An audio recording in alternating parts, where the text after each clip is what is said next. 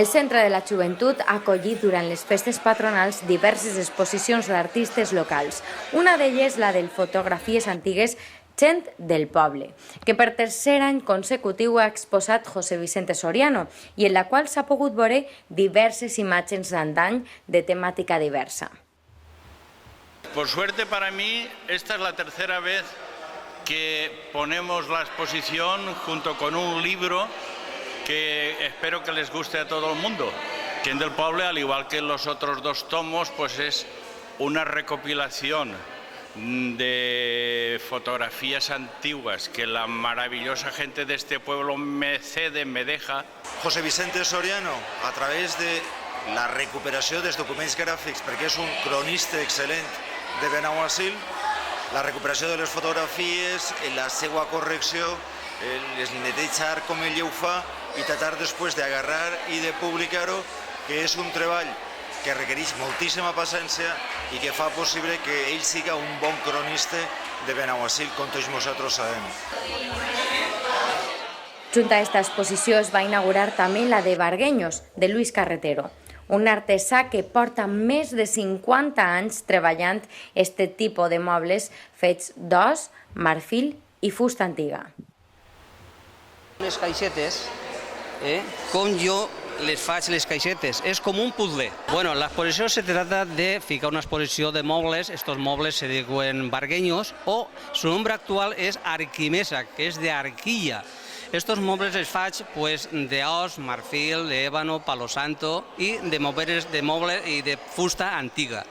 Per això és els mobles estos que se veuen d'os i marfil. Parle de 2 mesos, 3 mesos de fer un moble d'esta categoria.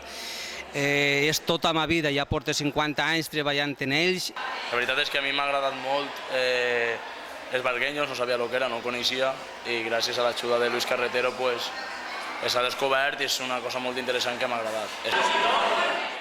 Per últim, també el pintor i veí de Benaguasil, Francisco Martínez, va voler mostrar al poble els seus quadres, exposant una selecció d'obres de paisatges, escenes quotidianes y llocs. Yo soy un aficionado a la pintura, nada más, pero como tengo esa afición y la disfruto, pues por eso cuando tengo ocasión de manifestarlo, pues con gusto lo hago, que el público pueda ver lo que estoy haciendo y lo que hago. Cierto es que llevo muchos años pintando, pero desde que me jubilé, pues lo hago con más intensidad. Sobre todo hay uno, que es el que está aquí detrás, que es una cosa que se ha perdido ya, que es cómo se cocía el pan en los cortijos y en las aldeas de los pueblos, que creo que por aquí también lo hacían. Esto es del sur. Paco Martínez es una de estas personas que disfruta pintant, és una d'aquells que tots nosaltres hem vist en algun apartat, en algun puesto del poble, intentant agarrar i capturar en els seus colors és que ell veu a través del seu filtre la seva mirada i que ens la regala en aquesta exposició. La mostra va ser inaugurada per les autoritats locals, les quals van agrair a José Vicente, Luis i Francisco l'haver organitzat aquesta exposició que ha tingut una gran acollida. Jo penso que Benaguasil és un poble afortunat de tindre 3 persones tan grans com són les que tenim avui així. Jo crec que l'exposició és un reflexe de la bona gent que tenim en Benaguasil, sobretot per Paco, per José Vicente i per Luis, que són grandíssimes persones que fiquen a l'abast de tot el poble el seu treball, la seva dedicació i, com ells han dit, la seva vocació i la seva il·lusió.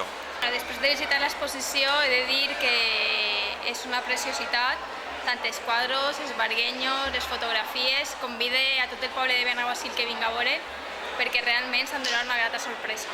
Des de l'Ajuntament de Benaguasil ja s'hem agraït als artistes que continuen any tras any millorant l'exposició i ells ja ho saben, que l'Ajuntament sempre va estar al seu costat per a lo que necessiten.